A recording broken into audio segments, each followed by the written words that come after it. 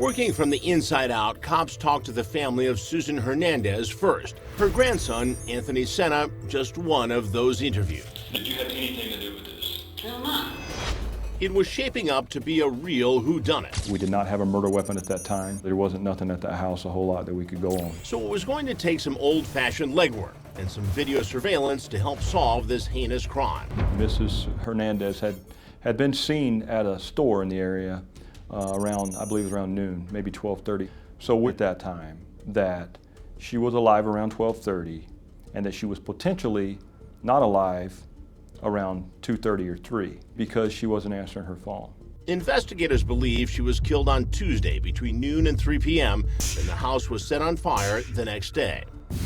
A week later, the family is back at the police station for some routine fingerprinting and photographs. Detective Purvis is once again assigned to Anthony Sena. So as we're walking down the hallway, he stops me and he says, you don't have anything on me. If you had anything on me, you'd arrested me by now. And he looked at me and said, you know, God stopped that fire. And I said, no, I said, the firemen stopped that fire. But I thought about it for a minute and I said, you know what, I think God did stop that fire, Anthony. I think you're right. Little did Anthony know who really stopped the fire. Was it the same person who started it? She was probably burning for no longer maybe than a few hours. Whoever had done this at that time shut that basement door when they set her on fire. And there was really not enough oxygen to get down to that basement to really ignite the flames. So it was a big break that whoever did this did not let a bunch of the oxygen fuel the fire, because we probably would have had the entire house on fire. And that misstep would lead investigators to a bombshell. The body had not been totally burned or consumed. So there was one hand that had some fingernails or fingers left to it. And when the pathologists had taken the samples from underneath the fingernails, we did send that off to CBI, which later came back as YSTR DNA. YSTR DNA is DNA found only in males. And when the results come back from the lab, this YSTR DNA identifies 5 potential suspects. Anthony Sena, Devin Sena, Bruce Sena, Sebastian Sena, and we have Joseph Sena, which is the father. The shocker? They are all her own family members. So we knew that it was one of the Sena members. We just didn't know which one had actually committed the crime, or maybe all at this point in time. We didn't know. So we began on working to rule out each one and try to find the true person who did this. Although cops are looking at all 5 of these Sena men, clues keep bringing them back to just one, Anthony. Remember his mom, Vanessa? She had talked to officers before. I don't want to die. If we say anything, are you gonna come after us? Well, it seemed like she had more to say. And one night we got a phone call from her stating that she had found the murder weapon. And she identified this hammer that was in her kitchen as the potential murder weapon. She believed her son, Anthony, could have possibly put it there. Cops take the hammer in for testing, but can't link it directly to the murder. Then a break. A man finds Susan's ID and some other cards of hers lying on the side of the road. Phone records eventually place Anthony near the road where the cards were found. There was just one more piece of evidence that we had to suggest he was involved in the case. Phone records also place Anthony near the house the morning of the fire, and shockingly, so does a neighbor. Their family members came over here asking me if I seen the mom.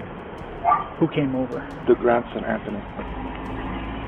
He asked me, you know, have you seen my grandma? That was basically all to create an alibi. And the leads keep coming, this time from Anthony's little girl.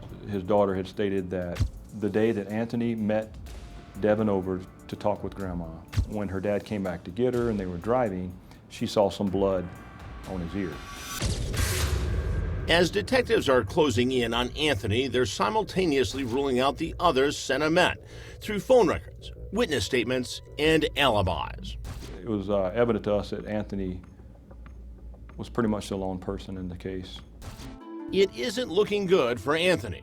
In the meantime, he seems to be busy on social media. Anthony made a Facebook posting. He was pouring out his heart about, missing his grandparents. Anthony wrote, quote, I love you, Grandma and Grandpa. You both have helped me so much over the years. No matter what was going on in my life, you were both there. My heart is broke, and my mind a wonder without you both here. I will forever cherish our memories shared together. God has his choice now. Love you. So what would be Anthony's motive? Cops learned it may have all stemmed from money and a roofing job that never was. Anthony took the money from my mother and never made good on the roof, and he kept giving her the runaround. Katrina says her mom told Anthony many times she wanted her money back. And she told me that if he doesn't bring the money back by Tuesday, she's calling the cops. Tuesday, she was dead. The walls were closing in on Anthony at that time. He didn't have the money. So he had an option. I can try to get the money, or I can potentially just go ahead and kill Grandma and make it look like someone else did it. And that'll be my way out.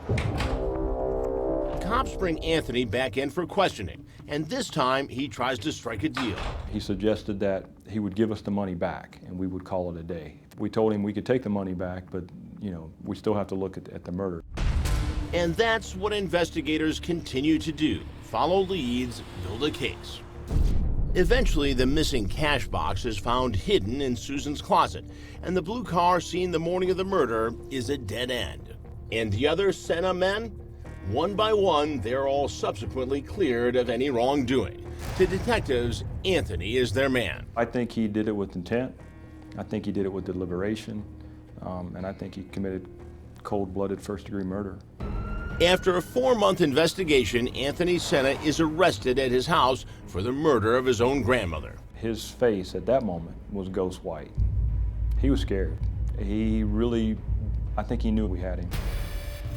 After the fire, he hugged me, put his arms around me, now thinking that the murderer that killed my mother with those evil hands had his hands around me, trying to console me. He's a sociopath, is all I can say.